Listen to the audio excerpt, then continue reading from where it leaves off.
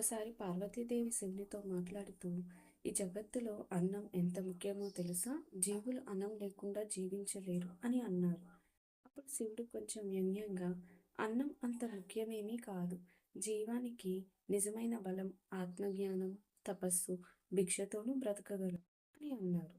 దీనికి పార్వతీదేవి చిరునవ్వు ఆపుకోలేక, సరే, ఒక్కసారి ఈ జగత్తు అన్నం లేకుండా ఎలా ఉంటుందో చూద్దాం అని సంకల్పించింది. పార్వతీదేవి అలా అన్న వెంటనే భూమి మీద ఎక్కడ ఆహారం కనిపించలేదు. క్షణాల్లోనే కరువు వచ్చింది. మనుషులు, జంతువులు అన్ని విధాలా బాధపడసాగారు. ఆహారం లేక జీవులు ఆకలితో వేదన పడుతుండగా దేవతలు కలత చెందారు. అతి త్వరలోనే తీవ్రమైన కరువు మరియు ఆహార కొరత ఏర్పడింది. ఈ స్థితిని చూసి శివుడు కూడా ఆశ్చర్యపోయాడు. ఆయన గ్రహించాడు, పార్వతి చెప్పింది నిజమే. జీవికి అన్నం అత్యంత ముఖ్యమైనది. అన్నం లేకుండా ఈ జగత్తు కదలదు.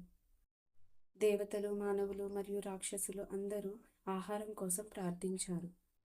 తన పిల్లలు ఆకలితో చనిపోవడాన్ని చూడలేక పార్వతీదేవి కాశీలో, వారణాసిలో తిరిగి కనిపించి ఆహారాన్ని పంపిణీ చేయడం ప్రారంభించింది.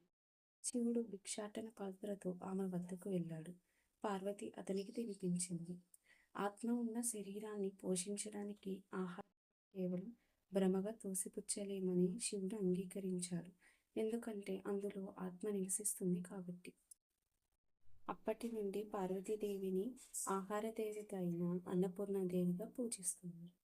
ఈ వీడియో మీకు నచ్చితే లైక్ చేయండి, షేర్ చేయండి. ఇలాంటి మరిన్ని వీడియోస్ కోసం ఇప్పుడే సబ్స్క్రైబ్ చేసుకోండి. ఈ వీడియో మీకు ఎలా అనిపించిందో కమెంట్స్లో మాకు తెలియచేయండి. మీ కమెంట్స్ నాకు చాలా విలువైనవి.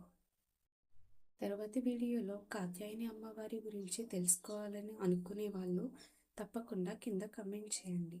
మేము ఆ వీడియోని చేయడానికి ప్రయత్నిస్తాం.